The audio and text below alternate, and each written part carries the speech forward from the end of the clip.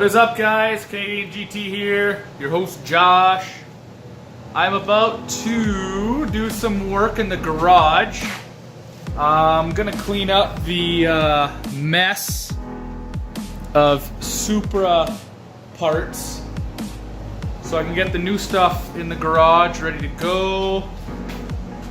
I'm gonna be taking the GE apart. I'm very interested and very excited to see what the engine looks like inside. After 4 years of putting it through the ringer, I'm curious to see what she looks like. Now, I know she's not going to be mint, but I have a feeling that's going to be in good shape. So, stay tuned for that. Can't wait for this to be in the car, as you already know. Before I get started, one thing I have to show you that is a must-have if you live in a cold climate and you're into vehicles and you want to work on your own vehicles. It's this bad boy right here. Not the Supra. This bad boy right here. That is called a furnace, my friends. And what it does is it warms the cool air in your garage. Because up until this point, I haven't had a furnace. I've never had a furnace in my garage. Except at my parents' house. Yeah, my parents' house. A good 10 years ago. Anyway. So, I just want to show you. Must have. Working in the cold, on cold engine parts, on cold car body parts. Not fun. Cold grease on your hands, not fun. You get the gist of it. So stay tuned for a wonderful new video. So basically what I'm doing right now is I'm going through all the bits and pieces I've collected over the years of having 2Js. Like piles and piles everywhere, and boxes and boxes. And I'm picking out the best parts for the new engine. And trying to clean up as I go, like this 15-year-old paintball gun. I'm putting all the parts aside up there. I'm actually going to be taking the Titan cam gears off this guy because the bolts are known to snap. And sometimes the spokes are too. So I'm not even going to run the Titan cam gears. I'm trying to make room for all of this stuff. I want to put it in a box because I am eventually going to build that engine. And we're going to throw it into another vehicle. We're going to throw it into a Miata, 4Runner, Tacoma, something cool.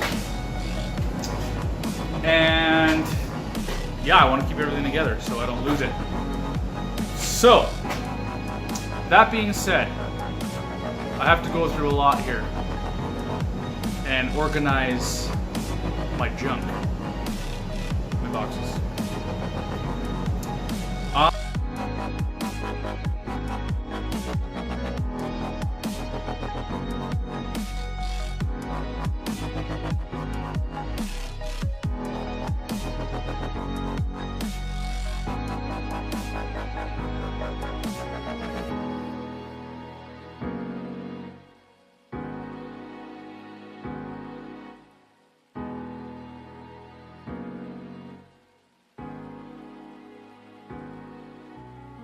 Alright people, I just got out the first camshaft and the head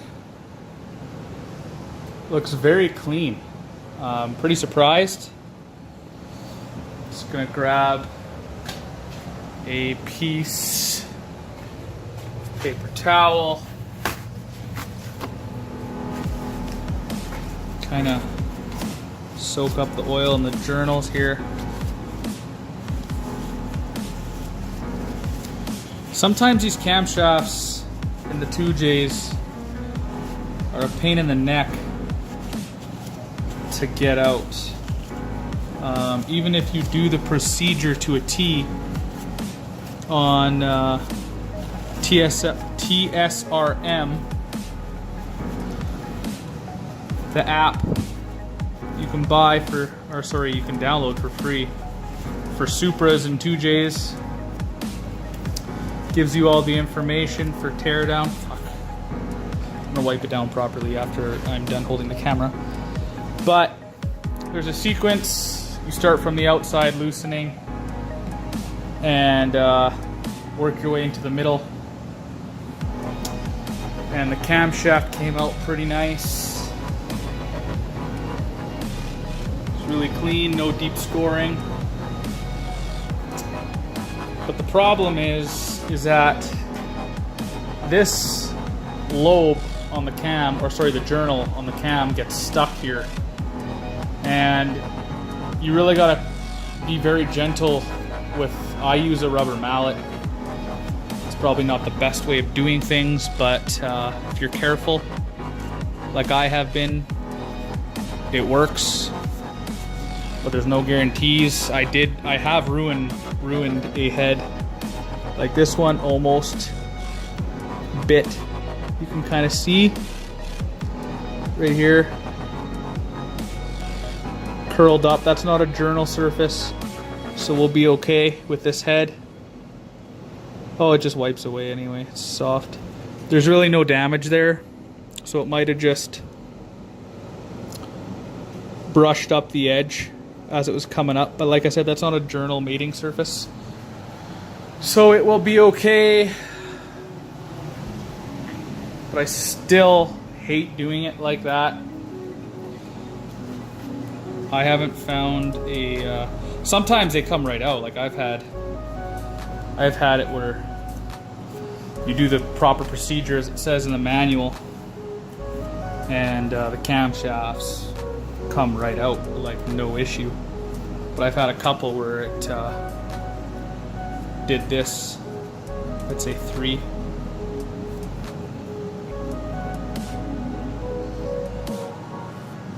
It's pretty clean. Like, I'm pretty surprised.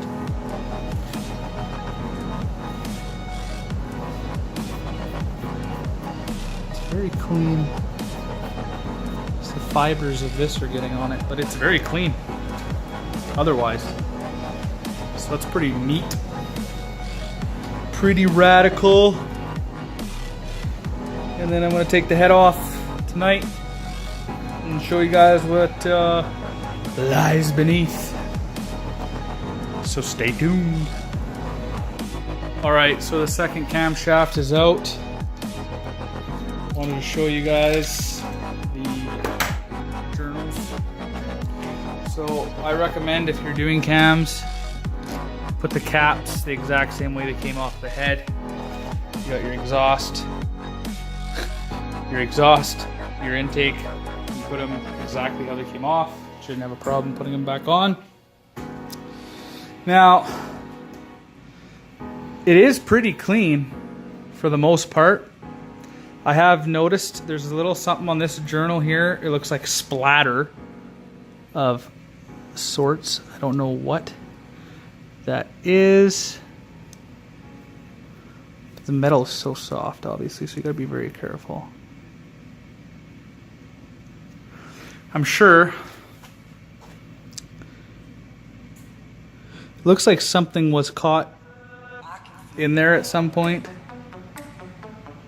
It doesn't really catch my nail at all, so I'm sure oil would take up that clearance no problem.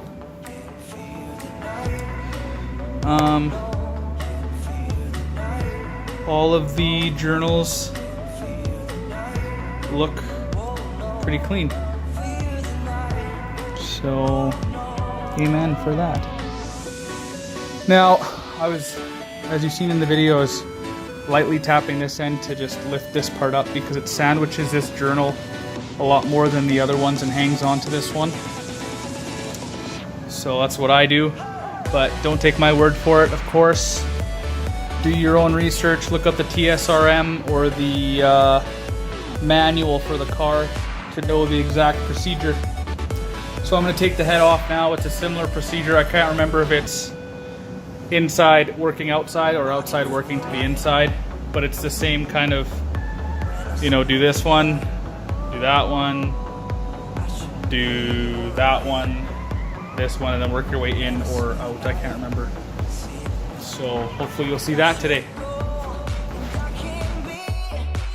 All right, so I don't know if you can see that. That is a removal sequence. 1, 1, 2,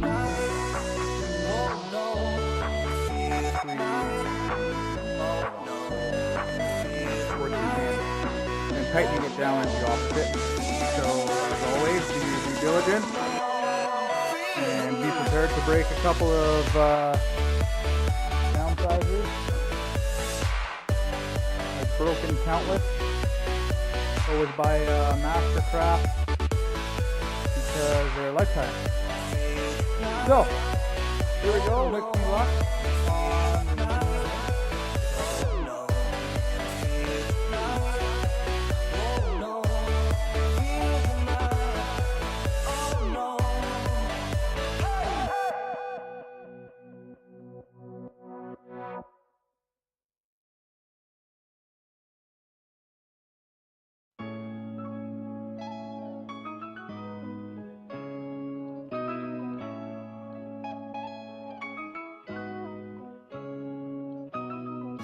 will be fine. A word to the wise for all the 2J guys. Keep those washers because I am imagining you're going to be replacing your head studs with ARPs, and the ARP washers are way smaller with the old ARP boxes. If you have a new one, they should have updated washers from what I'm told, but these are killer washers. They're awesome washers, the stock ones. The ARP, the ones that come with older ARPs are smaller and the head actually lifts into them. Another thing is keep these. When you do camshafts, you're probably going to need a new shim for valve clearance. And the buckets really don't matter, I guess, at the end of the day. But it's good to have around. I probably have 4 sets of them. And when I do my camshafts, I will definitely have the right shims for my cams. And that's why you keep those guys. So, without further ado, let's get this head off.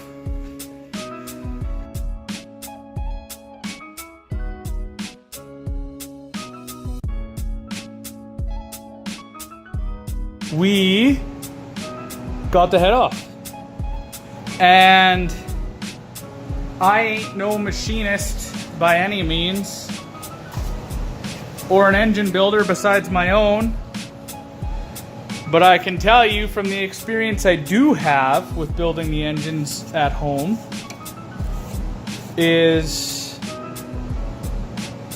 and being successful at it, of course, not just building them and then breaking.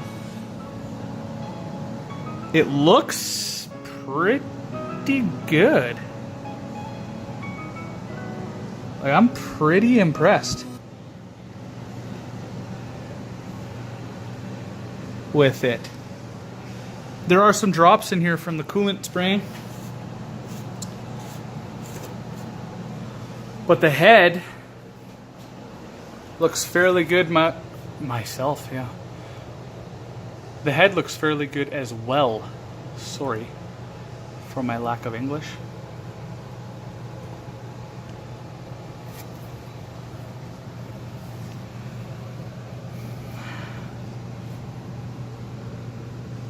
Like, there is some valves on the exhaust side that look like they have some buildup of something.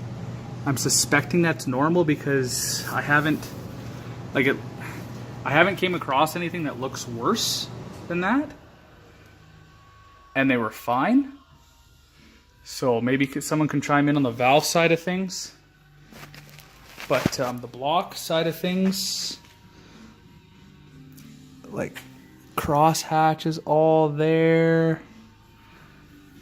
Like, it's very, very good shape. I'm a 2J guy through and through, so it's nice to see these engines hold up This one's been holding up for 4 years as an NAT, and just holding up flawlessly, right? So very impressed.